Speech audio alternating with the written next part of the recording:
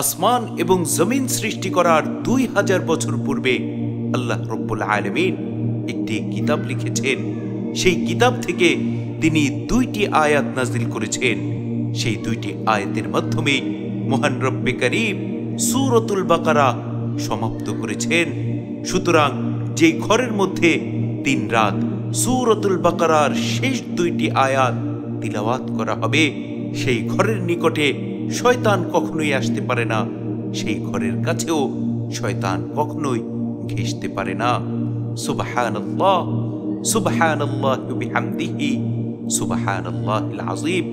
সূরাতুল বাকারার শেষ 2 আয়াতের এত ফজিলত যে জামিআ তিরমিজির 2882 নম্বর হাদিস, আল্লাহর রাসূলের প্রসিদ্ধ সাহাবী হযরত নু'মান ইবনে বাশীর রাদিয়াল্লাহু আনহু বলেন, রাসূল আকরাম সাল্লাল্লাহু আলাইহি ওয়াসাল্লাম ইরশাদ করেছেন, ইন্নাল্লাহা কাতাবা কিতাবান ক্বাবলা আন ইয়াখলুকাস সামাওয়াতি ওয়াল আরদ বিআলফি আমিন। আল্লাহ রাব্বুল আলামিন আসমান জমিন সৃষ্টি করার 2000 বছর পূর্বে একটি কিতাব লিখেছেন। আনজালা মিনহু আয়াতাইন খতামা বিহিমা সূরাতুল বাকারা। সেই কিতাব থেকে তিনি 2টি আয়াত নাজিল করেছেন। সেই 2টি আয়াতের মাধ্যমেই সূরা বাকারা সমাপ্ত করেছেন। ওয়ালা ইউকরানি ফি দারিন সালাসা লায়ালিন ফায়াকরাবুহা আশ-শাইতান। যে ঘরের মধ্যে দিন রাত সূরাতুল বাকারার শেষ 2টি আয়াত তিলাওয়াত করা হয়, শয়তান সেই ঘরের নিকট কখনোই আসতে পারে না।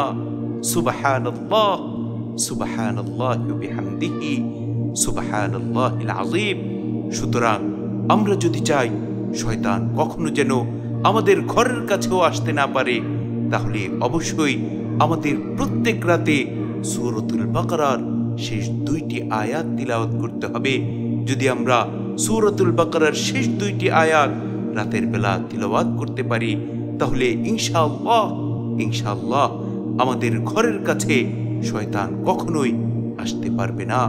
সূরাতুল বাকারার শেষ 2টি আয়াত হচ্ছে, আমানার রাসূলু বিমা উনজিলা ইলাইহি মির রাব্বিহি ওয়াল মুমিনুন কুল্লুন আমানা বিল্লাহি ওয়া মালাইকাতিহি ওয়া কুতুবিহি ওয়া রুসুলিহি লা নুফাররিকু বাইনা আহাদিম মির রুসুলিহি ওয়া ক্বালু সামি'না ওয়া আতা'না غفرانك ربنا وإليك المصير لا يكلف الله نفسا إلا وسعها لها ما كسبت وعليها ما اكتسبت ربنا لا تؤاخذنا إن نسينا أو أخطأنا ربنا ولا تحمل علينا إصرا كما حملته على الذين من قبلنا